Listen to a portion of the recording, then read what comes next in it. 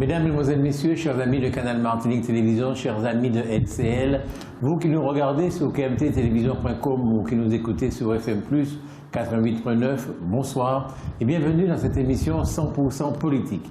Nous avons le plaisir, le très grand plaisir de recevoir aujourd'hui Édouard Delépine. Édouard Delépine, bonjour. Bonjour. Bonsoir, ça dépend. Vous êtes maintenant au Robert, chez vous, tranquillement, mais vous avez, par le passé, occupé un certain nombre de fonctions électives, notamment. Est-ce que vous pouvez nous en parler? Oui, bon, j'ai été d'abord un militant, avant d'occuper aucune fonction. J'étais un militant pendant très longtemps, un militant communiste, et qui a rompu avec le PC en 71, qui a créé une organisation trotskiste, le groupe Révolution Socialiste, et puis qui a rejoint Césaire en 1982. Maintenant, bon, c'est vrai que j'ai été maire, conseiller général, conseiller régional, bon, mais j'ai été essentiellement un militant, me semble-t-il. Vous avez été maire et conseiller général de la ville du Robert. Oui, maire et conseiller général de la ville du Robert. Vous avez été également conseiller régional. J'ai été conseiller régional également de 86 à 2004. Et vous avez été secrétaire adjoint, me semble-t-il, du Parti progressiste. J'ai été secrétaire général adjoint du PPR de Camille Darcian. D'accord. Comment vous vient l'idée d'écrire, puisque c'est pour cela que nous sommes ici, un bouquin sur le général de Gaulle? Mais attention, écrire sur le général de Gaulle, c'est presque une encyclopédie. Là, c'est un tout petit livre, parce que vous êtes contenté de Gaulle le 18 juin 1940 et les Martiniquais. Voilà. Donc vous avez surtout étudié l'appel du 18 juin. L'appel du 18 juin, oui, bien sûr. Mais non, mais c'est une vieille histoire, c'est une très vieille histoire même. Disons que dans le temps, non pas pour me moquer, mais un petit peu pour charrier mes amis gaullistes, j'avais imaginé un dialogue des morts, un dialogue entre de Gaulle et ses meilleurs biographes, je pense à Perfit ou à La Couture, et puis les héritiers martiniquais de Gaulle. Et puis parmi les héritiers, ou parmi ceux qui présentent des héritiers, il y avait un jeune gauchiste, qui était pour l'indépendance de son pays, pour la souveraineté de son pays, et qui accusait Camille Petit, Pierrot Petit, Forestal, et tous ceux qui embêtaient. Bon, et qui, vous n'avez rien compris au gaullisme. De Gaulle, par définition, l'esprit du gaullisme, c'est l'indépendance, la souveraineté nationale. Et ce sont deux notions inséparables, à mon avis, chez un gaulliste. Vous n'êtes pas pour l'indépendance, vous êtes sinon des traites, mais enfin, vous n'avez rien compris au général de Gaulle. Bon, c'était un petit peu la fête. Et puis, c'est vrai qu'il y avait au Robert en même temps, il y avait la seule petite statue, un buste du général, pendant très longtemps. Il n'y avait que ça. Et tous les 18 juin, tous les gaullistes se donnaient rendez-vous au Robert. Quand je suis devenu maire du Robert, je dis bon, ben écoutez, je vais moi célébrer le 50e anniversaire du 18 juin, et puis bon, ça a foutu un petit peu de désordre dans ma municipalité. Il y a des gens qui se sont étonnés de ça, comment je vais me permettre d'honorer de Gaulle, etc. Bon, alors j'ai maintenu mon truc, bon, contre les marins. Et en réalité, il y avait deux types qui n'étaient pas particulièrement opposés à ça. Mais en gros, tout le monde est d'accord. Je crois que le problème est venu de ce qu'au moment même du 18 juin, tout à fait par hasard, je n'étais pas là, et c'était une femme qui était ma première adjointe, Madame Vadius, et je lui ai demandé évidemment de faire l'intervention. Bon. Et je pense que c'est davantage ça que le fait d'honorer de Gaulle, d'honorer la mémoire du 18 juin, qui a provoqué le problème. Mais enfin quand même, au début, j'ai pas mal pris, mais quand même, j'étais un petit peu que, comment les mecs peuvent m'accuser de trahir ou de choses comme ça. Et ça m'a obligé... En fait, on ne comprenait pas que vous, qui habitez à gauche, etc., vous puissiez honorer le général de Gaulle, qui est un homme de droite. Honorer le 18 juin 40, c'est ça le problème. Alors, je me suis mis à travailler ça. La dissidence, c'est un truc qui m'a toujours beaucoup intéressé, la dissidence. Bon, avant, de célébrer De Gaulle. Moi, je chantais dans la cour de la mairie du François, j'étais élève au cours CM2, pendant tous les dimanches matins de octobre 42 à juin 43, je chantais Maréchal, nous voilà devant toi les enfants de la France. C'était là, bon. Parce qu'on hissait le drapeau tricolore dans la cour de la mairie du François. Moi, c'était chez Léotin, mon maître s'appelait Léotin, et je hissais le drapeau. Bon. Après la guerre, tout le monde était gaulliste. Justice publiait à droite, sur la droite, il y avait un truc de Staline ou de Maurice Thorez. À gauche, il y avait une phrase du général de Gaulle. Bon, les gens oublient ça. Enfin, moi, j'ai vécu dans ce milieu-là, parce que j'ai commencé à militer très tôt, enfin, à militer, à vendre le journal très tôt, sans savoir qui était Lénine, qui était Trotsky, ou de ce genre. Enfin, moi, j'étais un militant communiste. Est-ce qu'il y a des traits positifs à la colonisation? Là? Est-ce qu'il y a des traits positifs à la colonisation? À mon avis, oui, certainement, j'ai découvert ça à cet âge, mais je pense que peu d'hommes politiques, me semble-t-il, je parle européens, ont compris aussi rapidement les problèmes de la décolonisation, c'est la nécessité que les peuples soient eux-mêmes, soient indépendants, etc. Moi, je pense que... Donc, ce que je vous demande, est-ce que la colonisation a des côtés positifs? La colonisation, pas la décolonisation. Des côtés positifs. Non, en tout cas, je ne dirais pas ça comme ça. Nous avons su exploiter au mieux, en particulier nous, Martiniquais, nous avons su exploiter mieux que n'importe quelle colonie, de ma connaissance. Nous avons su exploiter à la fois ce qu'il pouvait y avoir de positif, pour employer le mot que vous employez, et puis, nous avons essayé de faire le meilleur usage que l'on puisse faire dans une colonie. Je pense à l'éducation, par exemple, qui a été notre gros problème à nous, Martiniquais. Nous avons créé un lycée à la Martinique entre 1871 et 1881. Bon, le Conseil général de la Martinique, c'est pas l'État, c'est pas un gouvernement français. Nous avons créé ce qu'on... Bon, malgré le gouverneur, malgré l'évêque et malgré les grands béquets martiniquais. Nous avons créé quoi, l'école? Le lycée, le premier lycée, le lycée qui est devenu le lycée Schellcher, qui a été inauguré le 21 juillet 81. Le 21 juillet 81, c'est la date de naissance de Victor Schellcher. Bon. Pendant 11 ans, nous sommes battus pour avoir ce lycée. Bon, nous avons fini par vaincre le gouverneur, ou les gouverneurs, l'évêque, ou les évêques qui est là, l'église, et puis, encore une fois, les grands propriétaires terriens qui étaient évidemment contre ça. Bon, donc, c'est vrai que nous avons arraché ça. Bon, par ailleurs, nous n'avons pas que des raisons de nous plaindre de ce que nous avons pu avoir. Je ne sais pas, on est en train de fêter aujourd'hui même, c'était hier, le 70e anniversaire de la sécurité sociale à la Martinique. Je crois qu'ils ont fait un beau truc hier. Je n'ai malheureusement pas pu y aller parce que je ne suis pas absolument sûr de mes oreilles. Et donc, je n'ai pas été, mais je trouve que c'est une conquête merveilleuse, c'est une conquête extraordinaire. Je ne connais pas d'exemple dans les îles, ni dans aucun autre pays, ancienne colonie. Bon, la sécurité... Juste une seconde. La sécurité sociale, enfin, nous enregistrons vendredi. Hein. C'est pour ça que vous dites hier, c'était jeudi, d'accord? Parce que cette émission passe lundi, mais nous l'enregistrons vendredi, d'accord? En fait, la sécurité sociale, c'est déjà la départementalisation. C'est absolument lié à la départementalisation, mais c'est lié aux luttes qui ont été menées à l'intérieur, parce que c'est en 47 ou 46 même qu'on vote la loi de départementalisation, mais la sécurité sociale telle qu'elle est aujourd'hui appliquée, dans le meilleur des cas, c'est autour de 96, c'est-à-dire qu'il y a eu une cinquantaine d'années de combats, de luttes populaires, chaque année, et j'ai participé à ces luttes.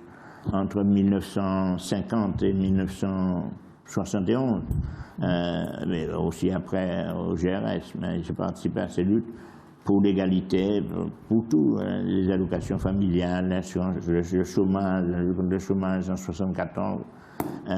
Bon, j'en parle beaucoup dans Chalvet, pour lequel vous m'avez interrogé ici. Bon, nous avons réussi à faire appliquer ça. Attendez, c'est-à-dire les salaires. Ce que je veux vous dire, c'est que vous faites un livre sur l'appel du 18 juin 1940, l'appel du général de Gaulle. Vous êtes, me semble-t-il, admiratif de la dissidence. Et d'ailleurs, votre livre marque bien dissidence, résistance, il y a un petit conflit, bon, peu importe. Donc vous êtes admiratif de la dissidence. Mais nous sommes à ce moment-là une colonie française. Oui, oui. Et donc ce sont des gens qui partent en guerre, risquer leur vie pour défendre leurs colonisateurs.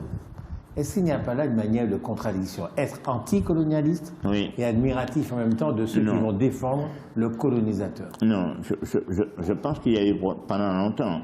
J'ai eu une engueulade mémorable avec un de mes anciens élèves. Moi, je ne nommerai pas enfin encore que Cécile de Maurice, Antiope. Il est venu un jour chez moi et on parlait de la dissidence et je lui ai cité un texte de Fanon et il m'a dit: Édouard, ce livre est un livre pirate. Fanon n'a jamais écrit ça. Fanon n'a jamais écrit ça.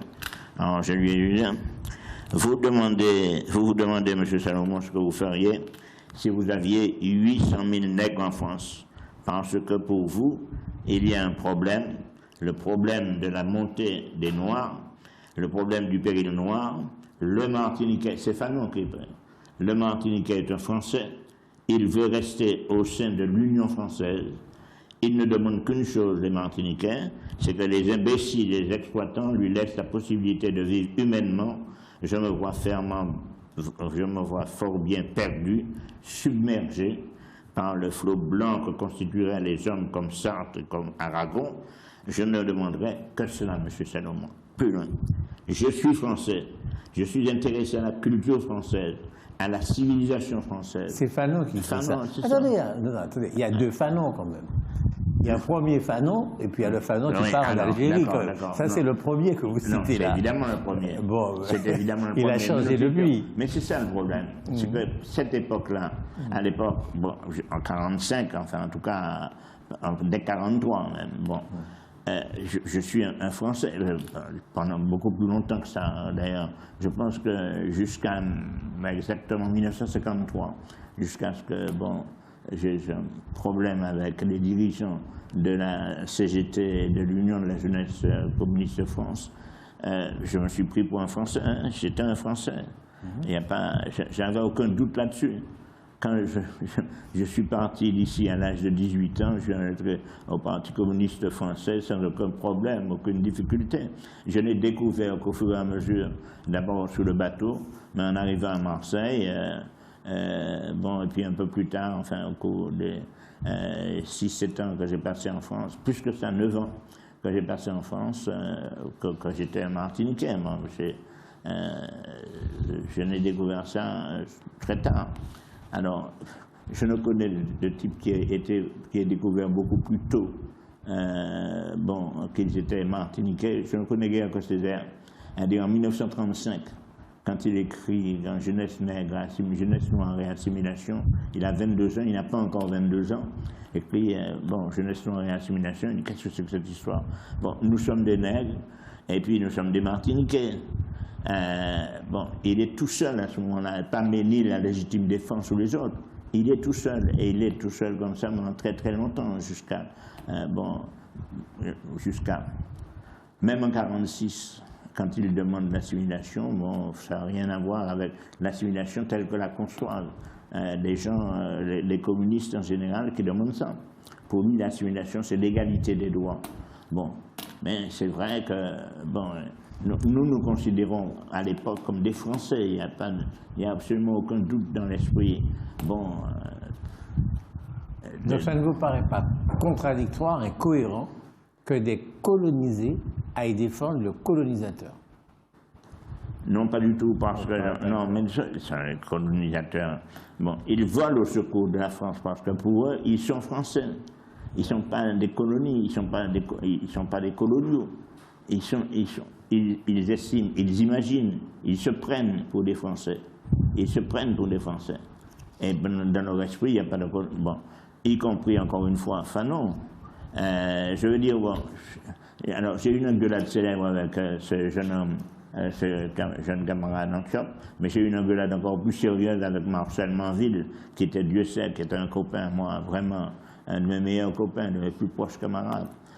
Sur ça, sur l'interprétation qu'il donnait de la présence de participation de Fanon à la dissidence. Bon, il me disait, bon, Fanon a reconnu qu'il s'était trompé, etc. Je lui ai dit, mais non, Marcel, il faut relire le cahier de 1950. Il se trouve que le hasard fait que, bon, j'ai connu Fanon très tôt. Je veux dire, j'ai passé la nuit de Noël, pratiquement, avec Fanon, la nuit de Noël 50, et le jour de l'an, la Saint-Sylvestre de 1950-51, j'ai passé avec Fanon, de discuter avec Fanon, avec un cousin dont j'étais très proche, c'était Albert Dorion, et bon, nous avons discuté de ça. Bon, à l'époque, j'étais en train de découvrir littéralement la philosophie, parce que, bon, on a 18 ans, bon, on se prend pour un crack, parce qu'on était en train de découvrir ça. Bon, je me faisais charrier, et je charriais Fanon sur ça. Enfin, bon. Vous reproduisez 3 discours, me semble-t-il, d'Aimé Césaire. Vous reproduisez 3 discours d'Aimé Césaire dans votre livre. 3 discours, un à Malraux, et puis les 2 autres au général de Gaulle. Oui, oui. Chaque fois, Aimé Césaire termine son discours en disant « Vive la France ». Oui, oui. Jamais vive la Martinique. C'est très amusant parce il fait un discours à De Gaulle et il termine, comment non? Non, je ne trouve pas ça du tout extraordinaire. C'est un maire qui ce que je suis en train de vous dire, c'est qu'il termine par Vive la France. Non. Vive la France. Et quand le général de Gaulle lui répond, il lui dit Vive la Martinique et vive la France. Oui. C'est un peu singulier quand même. Oui, mais bon, c'est vrai que dans l'esprit dans l'esprit, ce que je crois, hein, ça m'est arrivé de parler de ce discours de Césaire avec Césaire lui-même, bien après, une dizaine d'années plus tard, pas tout à fait une dizaine d'années, 7 ans plus tard, en 71. Mais bon, c'est vrai qu'il réagit en maire d'une commune, il est non seulement dans la Constitution française, mais il est membre d'une institution qui s'appelle la commune, il est maire, et ça paraît normal, il lui vise la France, mais enfin, qui peut croire sérieusement que Césaire se prenne pour un Français, y compris en 1964? Bon, ça n'a pas de sens. Il faut vraiment rien connaître à Césaire, à l'histoire, à la pensée politique de Césaire, dire de ses textes depuis 1935 jusqu'à 1964, pour voir ça. Oui. Donc, je trouvais ça un petit peu singulier quand même, sans mettre en cause le fait qu'il se croyait véritablement martiniquais. Enfin, dans ses discours, c'était quand même, à la fin, vive la France. Et je répète, quand le général de Gaulle lui répond, le général de Gaulle lui dit, vive la Martinique, vive la France. Non, mais je pense qu'il est tout à fait dans son rôle de maire, saluant le président de la République française, qu'il dise vive la France. Ça ne me paraît pas. En tout cas, ça ne m'a jamais choqué. Non seulement ça ne m'a jamais choqué, mais j'ai toujours trouvé que ce discours de Césaire, bon, je le lui ai reproché parfois. Je lui ai reproché, bon, à l'époque, j'étais véritablement un gauchiste, ce que les communistes appellent un gauchiste. Bon, mais bon, ça me paraît à la réflexion une réaction tout à fait normale, à la fois de correction à l'égard du président de la République française, et puis d'un homme dont il espère qu'il va réaliser au moins partiellement ce qu'il a réalisé pour l'Afrique, ce qu'il a réalisé pour l'Algérie, enfin avec l'Algérie, avec les Africains, ce qu'il va réaliser ça pour la Martinique. Moi, je crois ça. Moi. Monsieur Delépine, bien entendu, puisque vous parlez de l'appel du 18 juin, vous ne pouviez pas ne pas parler de Félix Eboué, qui est à l'époque gouverneur de Dakar, et donc tout naturellement, c'est le premier, je crois, qui a répondu à l'appel du général de Gaulle. Bon, vous parlez de Félix Eboué et vous en dites quoi? Oui, mais Eboué, c'est un personnage extraordinaire. Bon, c'est pas la première fois ni la seule, d'ailleurs, je parle d'Eboué, parce que vous savez qu'Eboué a été pendant 2 ans ici, à la Martinique, il a été secrétaire général du gouvernement, puis il a été gouverneur le premier gouverneur nègre de la Guadeloupe même, et qu'il a eu, à mon sens, enfin, un comportement tout à fait exceptionnel, enfin, dans ces deux situations, hein, aussi bien la Martinique que la Guadeloupe. Bon, le fait que des Eboué, avant personne, avant aucun préfet en France, répondent au Tchad, à l'appel du général, et offrent au général le premier territoire libre, enfin le premier territoire sur lequel il puisse considérer, bon, il puisse lancer, si vous voulez, la guerre d'un point de vue, pour lui, du point de vue du français, moi c'est une chose extraordinaire. Je crois que les Eboué, c'est vraiment un personnage qui est admirable à tous égards. Et je crois que ce discours de Césaire, je l'ai publié précisément pour répondre à deux ou trois copains, des camarades très proches. Je suis étonné encore une fois de ce que je puisse considérer que l'appel du 18 juin était un truc extraordinaire, etc. Et que, bon, De Gaulle méritait d'être respecté, ne serait-ce que pour ça, pour le 18 juin. Et bon, je dis, bon, enfin, monsieur, il faut lire le discours de Césaire, et le discours du 18 juin 1945, c'est le premier discours qu'il prononce après son élection en Amérique le 27 mai, c'est-à-dire moins d'un mois après son élection. Le discours de septembre, c'est au moment de la Constitution, au moment de la Constitution de la Ve République. Le discours de 64, c'est le discours, la venue du général de Gaulle ici.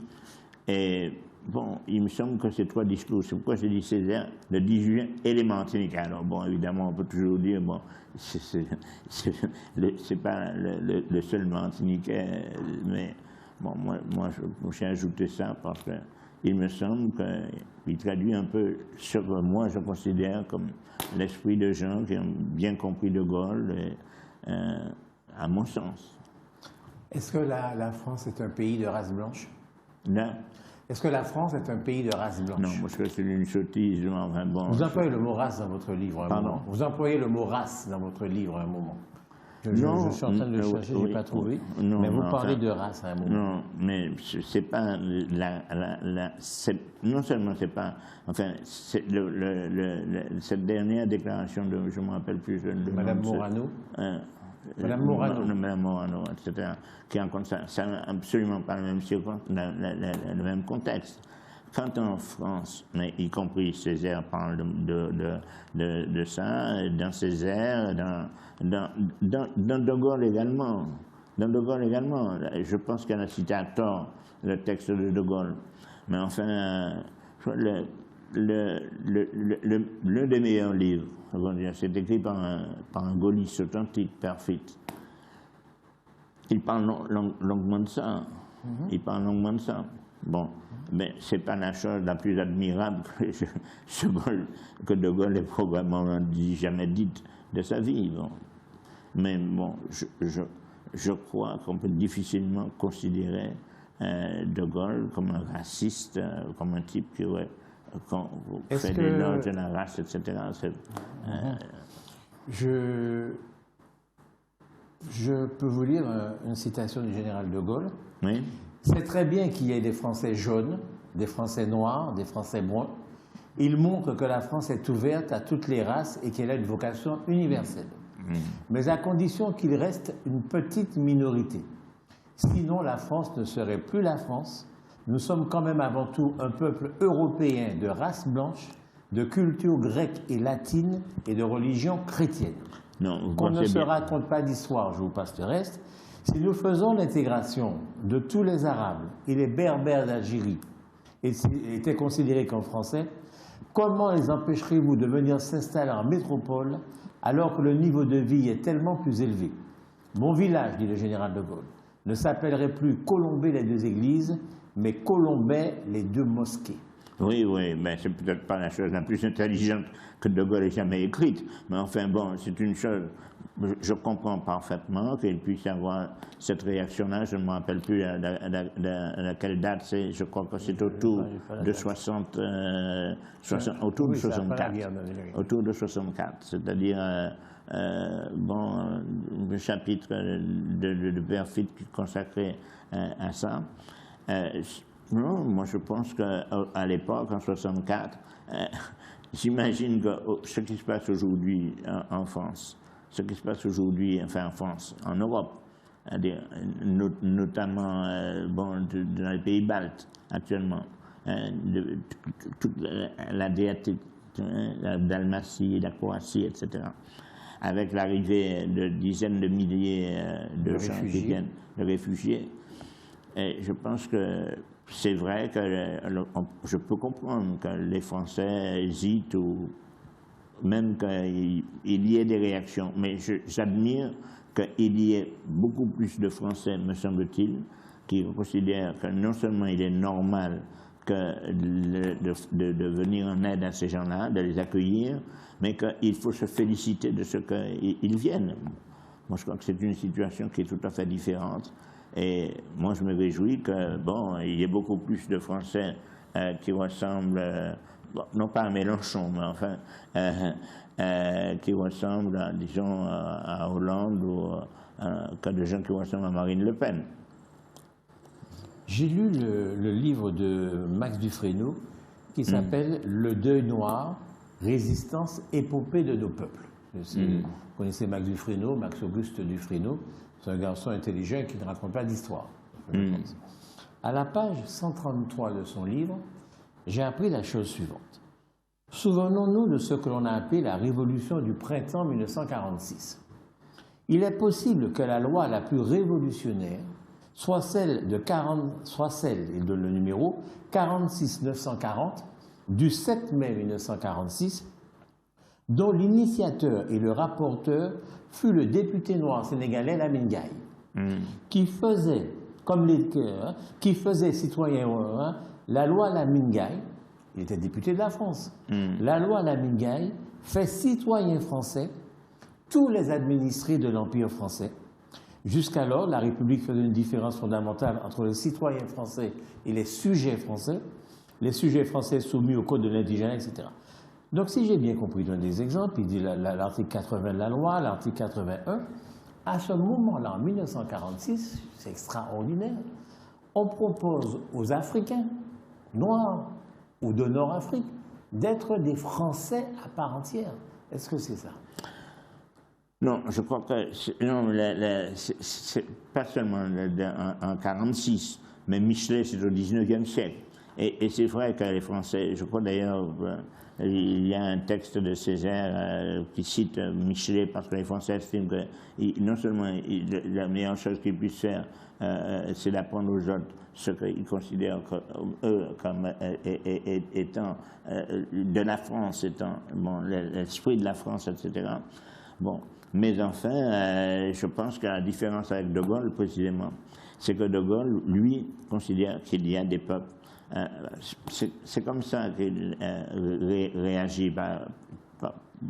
Bon, peut-être que j'ai publié cette déclaration au Monde, mais il y a d'autres déclarations un peu plus étendues sur cette déclaration de 64. Bon, il dit, bon, les Africains, bon, c'est des Africains, bon, ils ont une tradition, ils ont une histoire, ils ont une culture, etc. Et il n'est pas question d'en faire des Français. Il n'est pas question d'en faire des Français. Lamine Gaye, à la différence de Senghor, Lamine Gaye est un assimilationniste, c'est vrai. Senghor aussi, quelque part, quand même. Non, je ne crois pas. Je crois que c'est très, très différent. C'est vrai que c'est un... Bon, j'ai été l'organisateur des manifestations contre Senghor en 1976, quand il est venu à la Martinique. J'ai emmené des jeunes mecs, des types de JAG, de jeunesse d'avant-garde. J'ai emmené là pour charrier un petit peu. Et, bon, donc c'est vrai que, mais j'avais mal lu tout simplement. Je me rappelle d'ailleurs, j'avais foutu à la porte un coup de bâton, vraiment un coup de bâton, hein, c'est pas. Bon, j'avais protesté évidemment auprès de Césaire. J'ai été voir Césaire 2 ou 3 jours après. Je lui ai dit, mais comment peux-tu tolérer que dans la commune dont tu es le maire, tu se comportes avec tes adversaires ou des gens qui ne partagent pas tes idées comme des tontons macoutes? Il a dit, enfin, tu exagères. Il m'a foutu à la fête tellement en disant, il t'aura battu très fort, je te vois gros, grand, vaillant. Hein? Il t'aura battu très fort. Bon, mais c'est vrai que j'avais mal lu Senghor, j'avais mal lu. la leçon que j'ai tirée de ça, c'est vraiment un truc très important pour moi. Bon, vraiment, je n'avais jamais lu. Et quand je lui dis ça, c'est tonton Macoute, il m'a dit, tu as lu Senghor? Je lui ai dit, non, je ne lis pas Senghor. Bon, j'ai lu dans le temps, bon, le bouquin qu'il a publié en 1948, je n'ai lu que ce que tu as écrit là-dedans. Et bon, il me dit, tu n'as pas lu Senghor, tu as été en Afrique, tu as été en Afrique noire. Je dis, non, j'ai jamais été en Afrique. Bon, tu connais des Africains, tu connais... Non, je connais très peu d'Africains, mes amis africains sont des communistes africains. Et il me dit, alors tu n'as pas lu Senghor, tu n'as pas été en Afrique, et tu sais que Senghor est un salopard, un truc comme ça. Bon, il m'a charrié. Je suis descendu de la mairie, c'était le bureau de la rue, il était à la fin, c'était à l'époque, il n'y avait pas encore la grande mairie. J'ai acheté tout ce qu'il y avait comme bouquin à la librairie antillaise sur Senghor. Et j'ai commencé à lire Senghor, j'avais 44 ans. Et je l'injuriais depuis une bonne vingtaine d'années. Non, je veux dire, ce qui est dit là et me paraît extrêmement important. L'article 80 de cette loi de 1946 dit « Tous les ressortissants des territoires d'outre-mer ont la qualité de citoyens au même titre que les nationaux français de la métropole ou des territoires d'outre-mer. Des lois particulières établiront les conditions dans lesquelles ils exerceraient le soin. » Imaginons qu'au lieu de demander la décolonisation, les Africains demandent l'application de cette loi-là, qui fait d'eux des Français, à part entière des citoyens français. Le monde change de face. Le monde change de face. C'est-à-dire que la France devient l'Afrique. La France devient le monde. Mais oui, mais je ne crois pas. Enfin bon, c'est des rêves. Bon, quand nous avons pas des rêves, je veux dire, bon, encore une fois, moi, y compris moi-même, jusqu'à, bon, en gros 1953. Mais bon, je me suis pris pour un Français. Je me suis pris pour un Français. Je persuadé d'être un Français, d'avoir les mêmes, enfin, en tout cas, de devoir avoir les mêmes droits que les Français, etc. Mais je n'ai découvert qu'après coup, que j'avais une histoire particulière, bon, sinon une culture particulière, parce que la culture elle est faite aussi d'une part de la culture française, mais que nous étions un peuple et que nous avions le droit de tous les peuples, c'est-à-dire le droit à décider nous-mêmes de notre destin, c'est tout. D'accord. Moi, j'ai découvert ça très tard. Là, vous émettez un principe et un concept idéologique. Oui, bien sûr. Nous avons le droit, nous sommes un peuple, etc. Oui. À votre avis, les Ivoiriens, le peuple ivoirien aujourd'hui, ou le peuple malien, ou le peuple sénégalais, aurait-il été plus malheureux s'il avait été rattaché à la France en tant que citoyen français? Non, mais c'était tout simplement impossible. Parce que je crois qu'il y a un très beau texte de Césaire, un très bon texte de Césaire, que l'on oublie bien, c'est l'introduction qu'il écrit pour Daniel Guérin, Les Antilles décolonisées. Les Antilles décolonisées, et Césaire écrit ça, vraiment. S'il y a un type qui a démontré que cette idée-là, de faire des Français, de tous les citoyens, etc., c'est Paul-Henri Thénchen. Bon, et il y a une longue citation de Thénchen qui dit non, nous ne pouvons pas promettre aux gens de faire d'eux des Français, etc., parce qu'il faudrait que les Français acceptent de sacrifier, je ne me rappelle plus le chiffre exact, mais il me semble 40 ou 50% de leur niveau de vie actuel. Bon, nous ne pouvons pas permettre ça. Aujourd'hui 56. Non, pas un gaulliste, c'est pas un gaulliste, enfin bon. Mais c'est, à mon avis, un des meilleurs analystes de la situation, comme un ministre qui a été, il a été plutôt un militant catholique. Je ne sais plus s'il était MRP ou non, mais enfin, je pense que ce discours de Paul-Henri Thénchen, que Césaire cite pratiquement dans tous ses discours depuis 1956, jusqu'à son discours de 67, sur le 3e congrès du parti, son discours de 70, le discours de 80, etc. Césaire cite cette pensée de Thénchen pour dire que c'était un rêve, c'est un rêve, peut-être généreux de la part de certains Français, mais en fait c'était quelque chose qui était absolument impossible. Et Césaire dit ça, non pas en 2004 ou en 1964, mais en 1956. En 1956. Il se trouve que j'ai assisté à la présentation de ce livre de Daniel Guérin, quelque part, il me semble que c'était au Société Savante, enfin, du côté du boulevard Saint-Germain. Avec entre autres Glissant, entre autres, Éric Williams, qui était là, le futur président, et qui nous traitait je ne me rappelle plus sa phrase exacte, moi j'avais 24 ans, mais j'avais été assez insolent avec Éric Williams. Et Césaire m'avait pris, enfin, il m'avait pris par les oreilles, il m'avait touché, il m'a dit, tu sais qui Éric Williams, comment tu peux te permettre de t'adresser comme ça. Ce que je veux dire, c'est si vous... 56. Vous, oui. Édouard de Lépine, au lieu de choisir de vous battre pour la décolonisation, combat que vous avez perdu. Oui, enfin perdu, non. Non, je crois pas. Aujourd'hui, on ne peut pas dire que le concept d'indépendance a fait beaucoup de progrès en Martinique, que les Martiniquais sont indépendantistes. Donc, si au lieu de mener ce combat-là, vous avez mené le combat de l'intégration et du respect de vos droits à l'intérieur de la France. Vous auriez pu être ministre de la République française et puis peut-être président de la République, non? Non, je pense que je me suis planté comme tous les Martiniquais, enfin comme tous ceux qui ont couru autant que moi, non seulement qu'ils étaient qu'ils méritaient les mêmes droits, ils devaient avoir les mêmes droits, mais qu'ils étaient des Français. C'est-à-dire, moi, je pense que je me suis planté sur ça pendant une bonne dizaine d'années, Oui, je pense que j'ai arrêté de faire ça peut-être en 1953, une conférence, ça se passe à la Fédération mondiale de la jeunesse démocratique à Vienne, où j'ai eu une engueulade avec un homme dont on parle beaucoup, c'est Yvon Le Borgne, qui a été ici à une époque. Et nous avons refusé de défiler derrière l'Union de la jeunesse républicaine de France. Nous avons refusé. On a dit, nous sommes pas, nous n'avons rien à foutre avec vous. Vous défilez avec le GRF, c'est le retour. Et puis, je ne me rappelle même plus. Est-ce que vous pensez que cette attitude-là, à cette époque, c'était celle que vous deviez avoir avec le temps?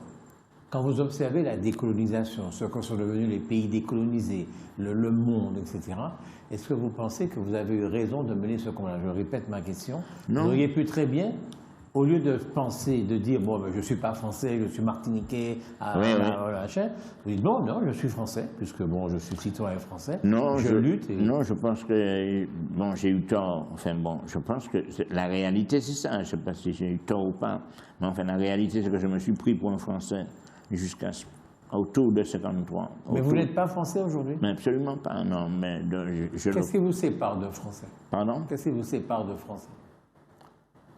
Fondamentalement, je veux dire. Non, l'histoire, bon, d'abord parce que j'appartiens... Vous êtes historien?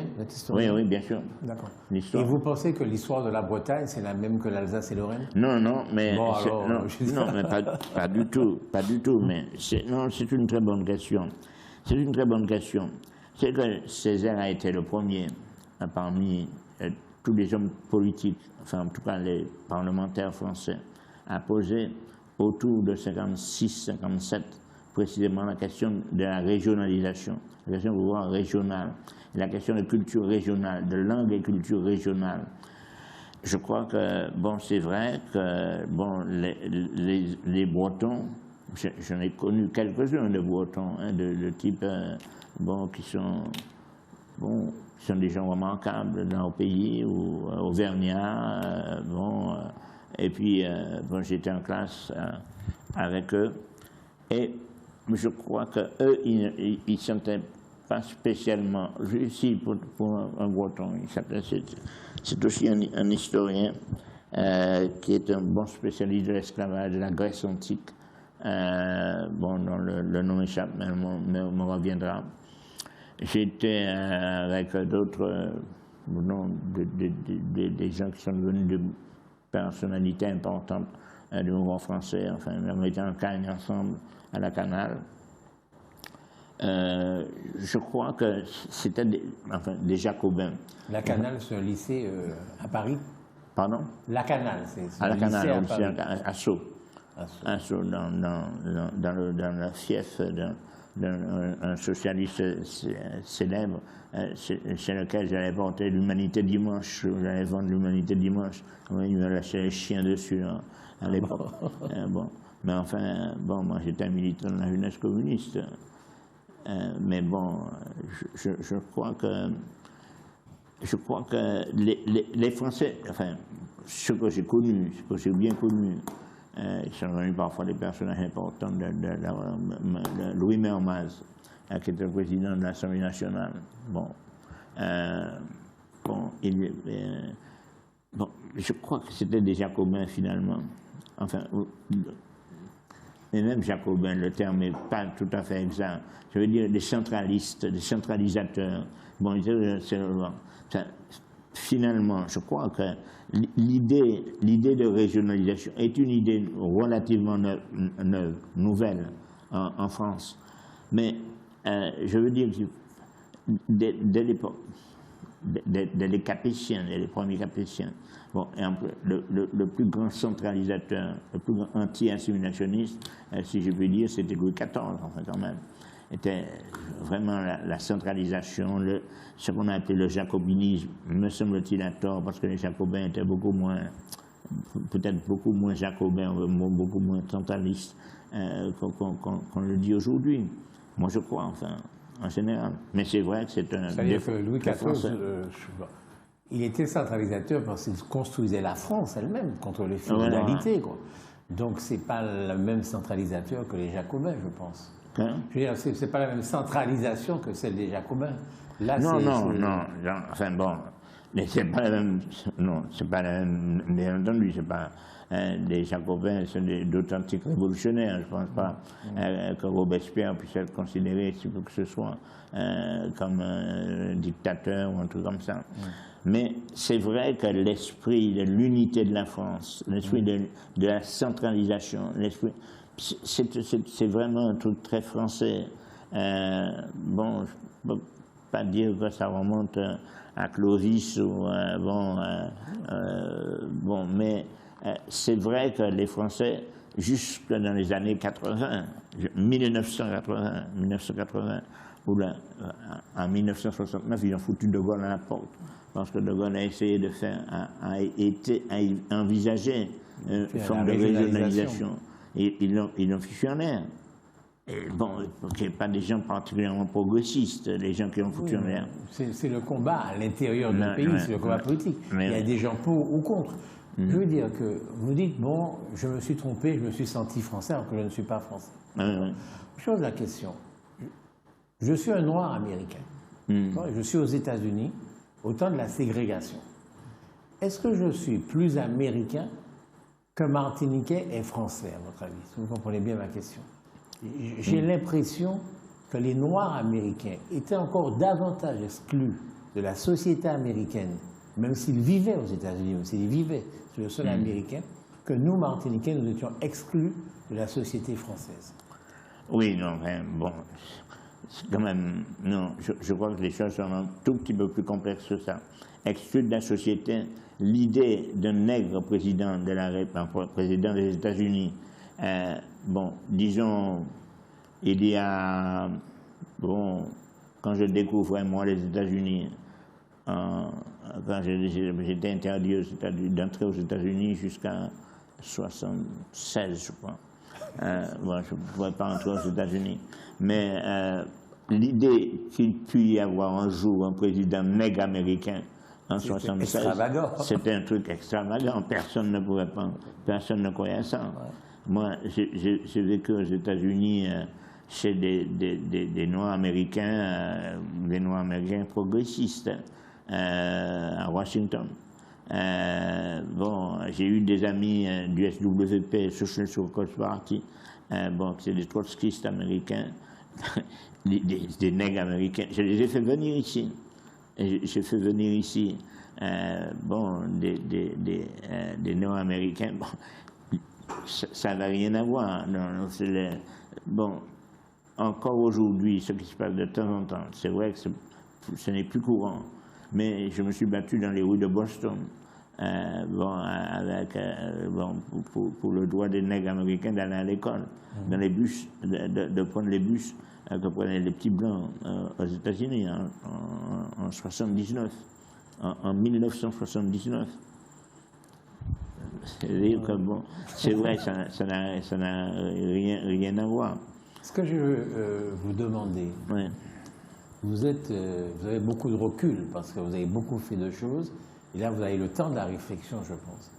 Je vous demande s'il ne vous arrive pas de vous dire que si au lieu de mener le combat de la décolonisation, oui. qui était le combat à la mode à l'époque, tous les pays africains, tous les pays et indo-chinois, etc., voulaient la décolonisation. Bon.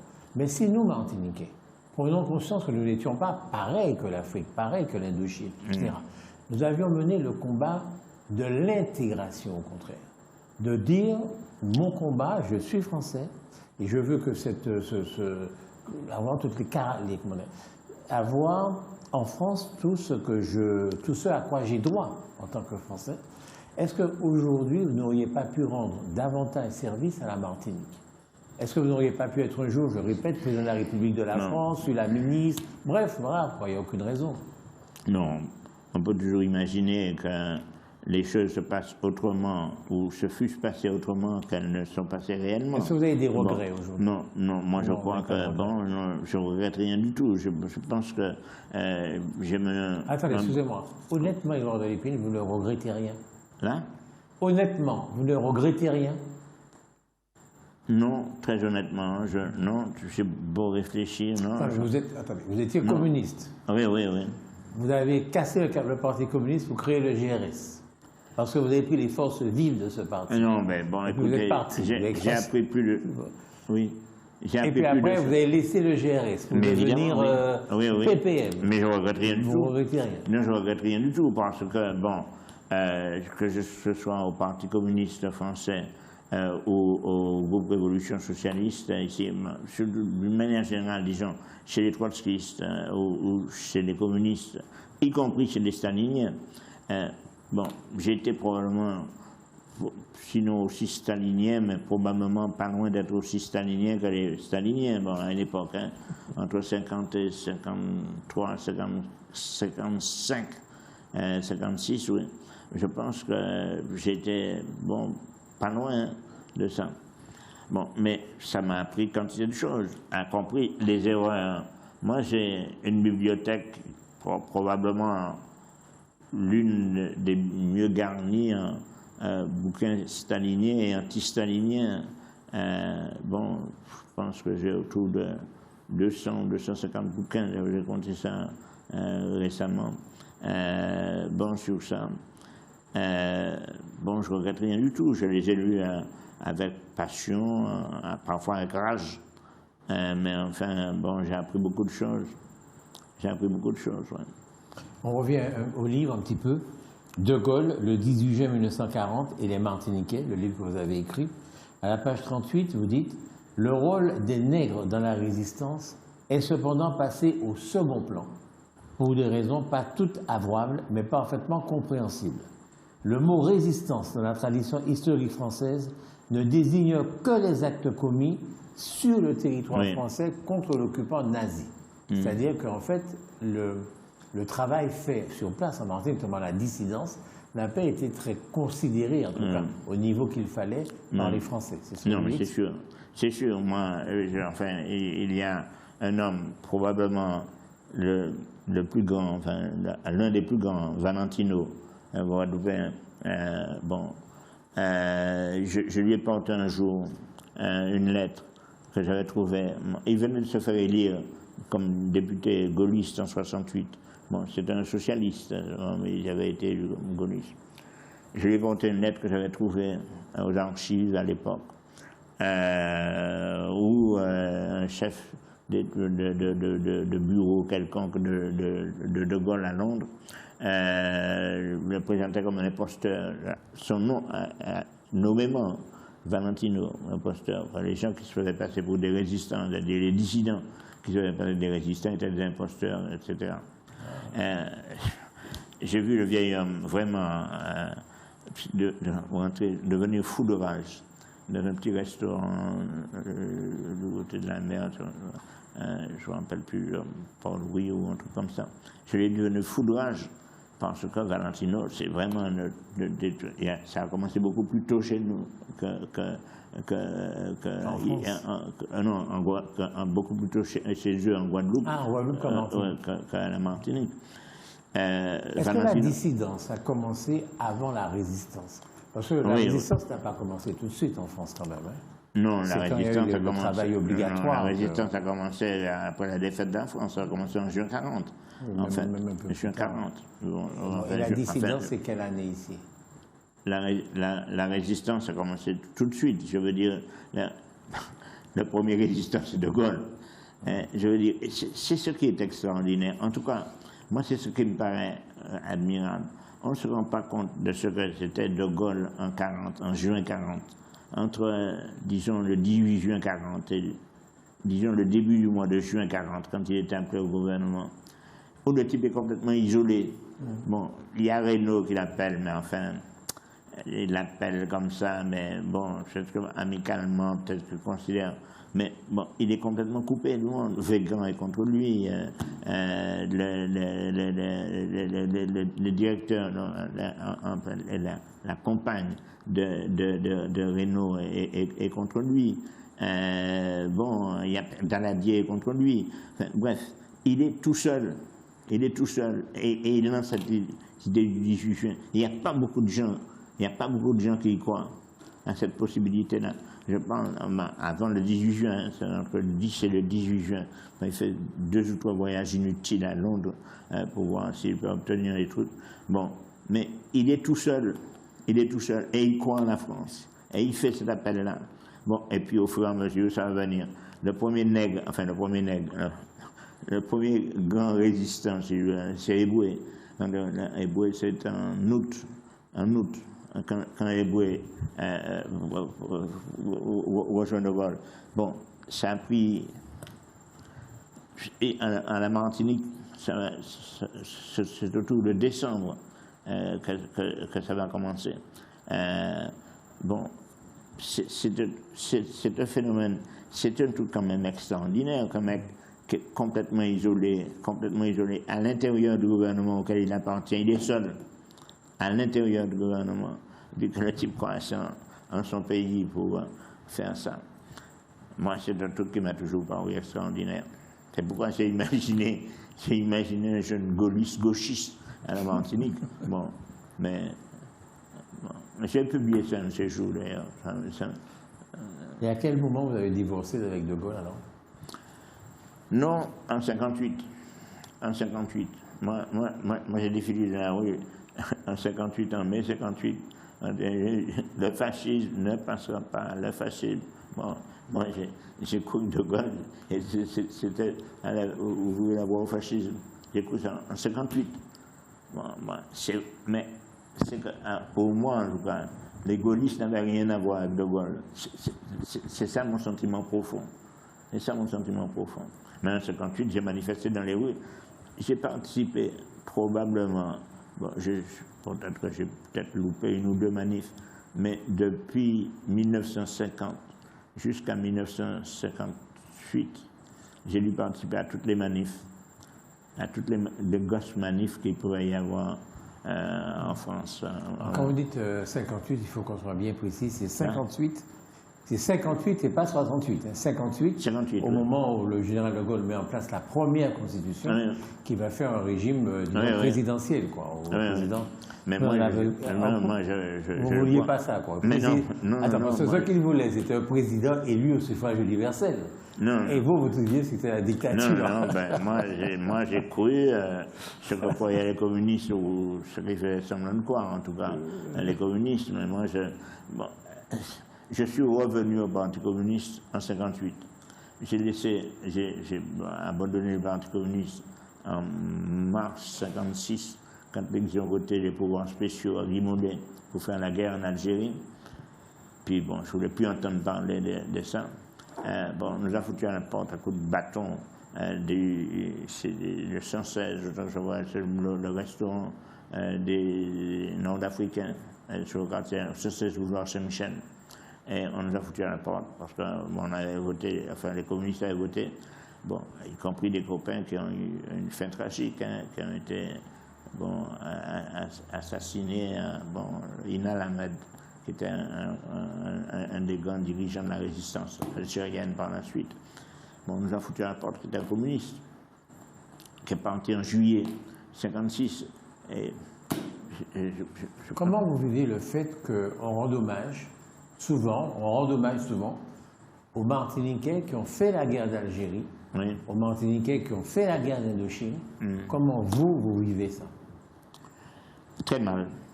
Très mal. Je veux dire que, bon, au départ, bon, moi je vais imaginer que je pourrais faire la guerre à un moment ou à un autre dans une guerre coloniale en Algérie.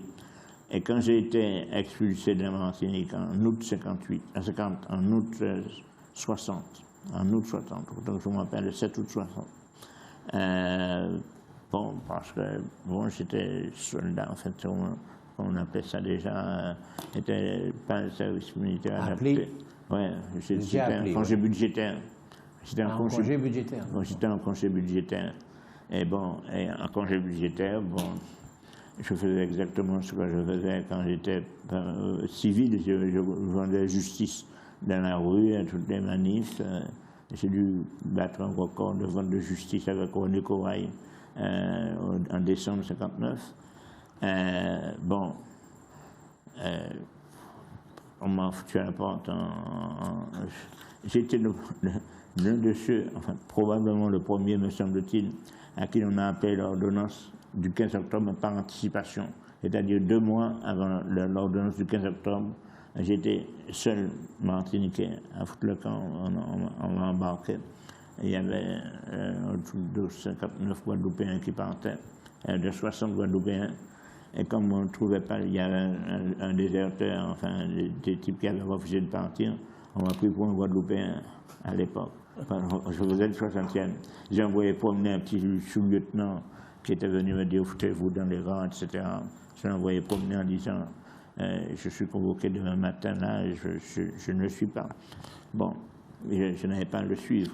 Bon, on n'a aucune idée de ce que c'est l'armée. Enfin, en tout cas, moi, je n'avais aucune idée de ce que ça pouvait être. Mais bon, je suis revenu au Parti communiste en 1958. Je suis revenu au Parti communiste en 1958. Je pense que en 1956, moi, je n'ai pas digéré ça, le vote des pouvoirs spéciaux. Quel regard, on va peut-être presque finir, quel regard vous jetez sur le débat institutionnel aujourd'hui en Martinique? Est-ce qu'il a encore lieu? Est-ce qu'il est nécessaire? Je crois que c'est une très bonne chose. Malheureusement, parfois, ça se perd dans des trucs de cancan absolument inimaginables, inconcevables. Les Martiniquais n'ont pas été souvent interrogés sur leur destin, si vous voulez, sur ce qu'ils devaient faire. Il se trouve qu'ils ont été interrogés en 2010 et qu'ils ont donné leur accord pour cette assemblée, cette collectivité unique, cette collectivité territoriale. Bon, je suis d'autant plus à l'aise pour le faire que je n'ai pas voté pour le 73. Mais enfin, les Martiniquais ont décidé. Je n'ai pas voté. J'ai voté contre le 74, mais je n'ai pas voté. Et j'ai écrit une lettre très dure au président du parti à l'époque, Serge Letchimy, pour lui dire que je ne voterai pas ça, ce truc-là. Mais les Martiniquais ont décidé. Il y a la collectivité territoriale. Je crois que c'est un progrès énorme. Les Martiniquais ont été interrogés 2 fois, me semble-t-il. Pas me semble-t-il, 2 fois, pas plus. En 1925. On n'a pas tous les Martiniquais d'ailleurs, hein, les chefs de parti, les grands dirigeants syndicaux, les formations en 1925. Est-ce qu'ils voulaient la départementalisation adaptée ou la départementalisation intégrale? C'était ça le truc. Après, évidemment, on ne peut pas dire qu'ils n'ont pas été interrogés. Il y avait des élections libres et les gens défendaient leurs opinions. Mais c'est vrai qu'on leur a posé la question en 2003, ils ont refusé. En 2010, ils ont refusé. Le 74, mais ils ont choisi. Aujourd'hui, on est dans cette collectivité territoriale. Est-ce que oui ou non, on peut utiliser pour faire avancer les choses à la Martinique? Je crois que oui. Personnellement, je crois que oui. Bon, alors c'est vrai qu'on a parfois peut-être tendance à exagérer les pouvoirs ou les compétences de la nouvelle collectivité, parfois. L'habilitation, ce n'est pas la possibilité de légiférer. Il faut demander, solliciter une habilitation. Moi, je crois, dans mon esprit, l'autonomie, pour traduire la signification exacte des deux mots grecs, autonomie, ça veut dire faire ses propres lois. C'est ça, l'autonomie. Ça n'a rien à voir avec une habilitation. Donc, c'est pas encore exactement ce que nous voulons. Mais enfin, c'est un progrès. Il me semble que c'est une chose qui était extrêmement importante, de pouvoir continuer et puis d'avoir, au lieu d'avoir deux, le Conseil général et le Conseil général, comme nous l'avons depuis 1983, mais comme nous l'avons, si je puis dire, pas parce que nous ne voulions pas, nous avons la proposition de Césaire en 1982. La proposition de Césaire, c'est l'Assemblée unique, c'est cette collectivité unique. De 1982, enfin, il faut relire ce que M. Marie-Jeanne ou ce que M. Émile Maurice, ce que Max Élysée et ce que les autres disaient de cette Assemblée unique. Ils ont traduit ça devant, par Marie-Jeanne, mais bon, les autres, la droite a traduit ça devant le Conseil d'État, devant le Conseil constitutionnel. Nous l'avons perdu. C'est pourquoi il y a l'Assemblée unique, la collectivité unique, qui pouvait exister depuis 1982, nous l'avons 30 ans après, 31 ans après, 32, 33 ans après. Bon, je crois qu'il faut en profiter. Il faut en profiter. Bon, est-ce que ça veut dire que c'est le bout de l'histoire, la fin de l'histoire? Probablement non, pas. Vous êtes toujours indépendantiste. Pardon? Vous êtes toujours indépendantiste. Oui, je suis indépendantiste, mais je ne vais pas donner, je vais pas mener les Martiniquais à l'indépendance à coup de pied au derrière. Je suis indépendantiste comme Césaire l'était, comme il disait en 80, bon, il y a l'indépendantiste, mais on ne peut pas conduire les Martiniquais. Ce sont les Martiniquais qui vont décider. Alors, M. Marie-Jeanne estime en voter, le mime propose et le peuple dispose, etc., comme si c'est lui qui avait inventé ce truc. Bon, c'est vrai que c'est les Martiniquais qui vont décider de ça. On peut être, bon, est-ce que c'est souhaitable aujourd'hui? C'est mon sentiment, mais bon, les Martiniquais apparemment ne sont pas d'accord avec ça, et je n'ai pas l'intention de leur imposer. Je ne veux pas le leur imposer. Ça me paraît. Je vous demande, est-ce qu'on ne risque pas, si l'indépendance arrive, que les Français fassent ce qu'ils ont fait avec Sékou Touré ou Modibo Keïta, c'est-à-dire couper les ponts? Est-ce que c'est un risque? Ça peut arriver. Ça peut arriver. Et vous n'avez pas peur de ça? Non, non, parce qu'on se démoralisera toujours. Mais enfin, bon, je pense que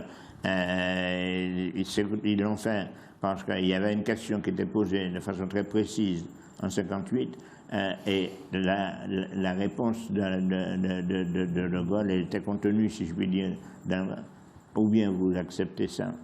Bon, on continue ensemble, sans préjuger de l'avenir, puisque 2 ans plus tard, les types étaient indépendants. Mais sur le coup, ça a été une chose terrible. Moi je crois que Sékou Touré n'avait pas compris ça. Et les Guinéens ont payé très cher. Les Guinéens ont payé très cher. Mais c'est eux qui ont choisi. C'est pas, on ne leur a pas imposé. Si les Martiniquais, on leur pose la question et qu'ils répondent oui, et que bon, la France décide après, bon, évidemment, non, je ne vais pas pleurer, mais je considérerais que les Martiniquais auront eu ce qu'ils auraient mérité. Moi, je crois. Est-ce que vous voulez nous dire encore quelque chose sur votre livre, De Gaulle, le 18 juin 1940 et les Martiniquais? Est-ce qu'il y a quelque chose que vous souhaitez dire? On arrive à la fin de l'interview. Non, moi, ce qui me paraît enfin, pourquoi j'ai encore une fois, c'est une très vieille histoire, ça remonte bien avant 90, hein, avant mon idée de célébrer le 50e anniversaire de bon. Le discours qui est là, c'est un discours, vous connaissez, à Montrouge. Quand Pierrot, il y avait une statue, à l'époque il n'y avait pas de statue, il y avait le statut de Gaulle nulle part. De Gaulle, j'ai tellement emmerdé Pierrot ou les autres sur ça, il a mis une statue en bois. Et puis la statue en bois a été brûlée. Bon. Et Pierrot Petit m'a dit, bon, est-ce que tu accepterais de venir présenter, faire ce truc-là? Et bon, je suis allé, mais vraiment sans aucune difficulté. Bon. Et bon, et Pierrot ne me posait aucune condition, il me disait pas ce que je devais dire, etc., ou pas dire. Et bon, j'ai fait mon discours et puis ça s'est bien passé. Bon, moi, il y a une chose qui me semble importante dans ça, dans ce livre. Et c'est un rappel de l'alliance qu'il y a eu pour la première fois dans l'histoire de ce pays, pour la première fois, entre toutes les couches de la société, les béquins, les nègres, les mulattes, bon, les coulis, les Indiens, etc., dans la résistance. Et il y a eu ça. Les premiers résistants, enfin les premiers résistants, moi je s'appelle résistant, les premiers dissidents, les premiers dissidents, ou en tout cas les premiers qui se sont affichés d'accord avec De Gaulle, a été les béquets. L'affaire du V de la victoire de Raynal, c'est une histoire, bon, fait beaucoup de bruit. J'expliquais ça une fois chez de Lucie, devant un de Raynal. Je ne savais pas qu'il s'appelait de Raynal. Ouais. Je parlais de ça avec Raynal. Et puis, bon, c'est comme ça que j'étais en contact avec les de Raynal, qui m'ont passé d'ailleurs quelques ouvrages là-dessus. Moi, je crois qu'un homme comme Louison de Faussarieux, bon, qui était un type, bon, c'est pas vraiment pas un ami des communistes, hein, ou des trucs des progressistes. Mais quand j'ai décidé de fêter le 50e anniversaire, c'était un des premiers à répondre à ça. Parce que je servais évidemment aux anciens combattants d'abord, et de mettre à ma disposition tout ce qu'il avait comme documents. Et il y a des documents sur ça. Vous savez que Louison de Faussarieux est parti avec le fils du gouverneur Nicole, le gouverneur Nicole, sur le bateau qui était chargé de la surveillance des côtes pour empêcher les dissidents de partir. Ils ont parti, ils ont volé le bateau, enfin, ils ont réussi à prendre le bateau en trompant la vigilance des parents. Bon, moi je trouve que c'est une chose qui a été remarquable. Je trouve que c'est une chose qui a été remarquable. De voir des béquets, et j'en ai connu, j'ai rencontré chez Louison de Faussarieux des gens que je ne m'attendais pas à voir parfois. Des gens que je ne m'attendais pas à voir. Des nègres. Il y a qui est mort, c'est un frère Balthazar, qui est un copain de tennis. Enfin, mais bon, j'avais fait de rapprochement avec Balthazar, le lieutenant, parce que c'est devenu colon plus tard. Moi, je pense que ce rassemblement, bon, a été un modèle, je ne sais pas, c'est un modèle parce que ça n'a pas duré longtemps, ou ça n'a pas duré assez longtemps pour qu'on puisse en tirer des leçons. Mais je pense que pour une fois, pour la seule fois, on a vu dans toute l'histoire, depuis l'existence, depuis l'abolition, alors qu'il y a eu l'insurrection du Sud, alors qu'il y a eu la tentative du premier parti dit progressiste, le parti républicain dit progressiste de 98, la fin du 19e siècle, avec Hurard et Desproges, avec la lutte entre Hurard et Desproges, mais avec Desproges et Clerc. Alors qu'il y a eu 1919, avec la tentative de la Gosilière d'unir les gens. Bon, moi je pense que c'est un truc, en tout cas c'est des choses qui m'ont fait réfléchir beaucoup sur la possibilité ou la nécessité d'une union entre vraiment tous les Martiniquais pour aller de l'avant. Je crois que c'est absolument indispensable. Et bon, je crois qu'entre autres... Ça veut dire quoi, se mettre ensemble pour aller de l'avant? Si on n'est pas d'accord sur la notion même d'aller de l'avant. Vous êtes oui, de l'indépendance. Aller de l'avant, c'est quoi? Aller de l'avant, pour l'instant, c'est d'avoir plus de pouvoir, c'est-à-dire plus de responsabilité dans la gestion de ses propres affaires. C'est ça le problème. C'est amusant parce que le lapsus que vous venez de faire est très symptomatique. Vous dites plus de pouvoir, oui. Et puis vous rectifiez, vous dites plus de responsabilité. Oui, non. C'est pas la même chose. C'est la même chose. Non, enfin, dans mon esprit, c'est la même chose. Il y a des gens qui veulent du pouvoir pour le pouvoir. Non, c'est la même chose. En tout cas, dans l'esprit du Parti progressiste martiniquais, dans l'esprit de Césaire, entre autres, c'est plus de responsabilité. C'est une chose. Il n'y a rien de nouveau de ce point de vue entre le discours de 58 qui est là et les 420 textes que je suis en train de publier, enfin, qui devraient, dans les 2 premiers volumes, devraient paraître d'ici au 17 novembre, les écrits de Césaire. Bon, l'idée de responsabilité martiniquaise, bon, mais ce qui est compris dans ça, au lieu d'assister à son histoire, de participer à la construction de ce pays, de participer plus directement à la construction de ce pays. Avoir plus de responsabilités, c'est avoir plus de pouvoir, avoir plus de possibilités, en tout cas d'intervention dans la gestion des affaires de ce pays. Je crois que c'est ça qui est important et je crois qu'il y a de plus en plus de Martiniquais, je crois, qui sont d'accord sur ça. Et je pense que c'est une excellente chose. Même si, bon, ils peuvent sur les questions secondaires, chamailler, bon, se raconter des histoires. Est-ce que nous sommes les meilleurs spécialistes de nos propres affaires? Je n'aime pas ce mot-là. Bon, c'est bien, c'est un mot qu'on attribue au docteur Alicaire. Bon, Césaire dit quelque part, je déteste les spécialistes. Bon, je déteste les spécialistes. Et c'est vrai, d'une manière générale, je ne sais pas... je déteste, le terme est de Césaire, je déteste les spécialistes. Bon, je n'ai pas... Je ne sais pas s'il y a de vrais spécialistes de l'histoire martiniquaise. Bon, il y a des gens qui peuvent réfléchir à l'histoire de la Martinique. Vous êtes quand même un spécialiste de l'histoire martiniquaise. Vous êtes quand même un spécialiste de l'histoire martiniquaise. Non, spécialiste, non. Je m'occupe d'histoire. Je m'occupe d'histoire. Bon, j'y passe actuellement 12-14 heures par jour minimum. 12-14 heures, ça doit faire un spécialiste. Hein? Non. 12-14 heures par jour, ça doit fabriquer un spécialiste, normalement. Oui. Non, mais je veux dire qu'actuellement, c'est vrai, bon, c'est vrai, j'ai la chance de pouvoir m'y consacrer. Bon, j'espère que les Martiniquais vont en profiter.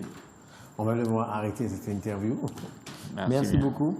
Chers amis de Canal Martinique Télévision, chers amis de LCL, vous qui nous regardez également sur Télé Antilles en France, merci de votre attention, merci de votre fidélité. Nous avons conversé devant vous avec Édouard Delépine, ancien maire et conseiller général du Robert, ancien secrétaire général adjoint du Parti progressiste martiniquais. Mais surtout, c'est pour ça que nous l'avons reçu aujourd'hui, auteur d'un livre qui s'appelle « De Gaulle, le 18 juin 1940 et les Martiniquais ». Un livre intéressant parce qu'il est intéressant en soi, mais il n'est pas très long, ce qui fait qu'on peut le lire très facilement. Il est écrit de façon très fluide. Je vous le conseille donc, avec au verso de ce livre, une croix de Lorraine, comme il se doit. Merci beaucoup. Merci.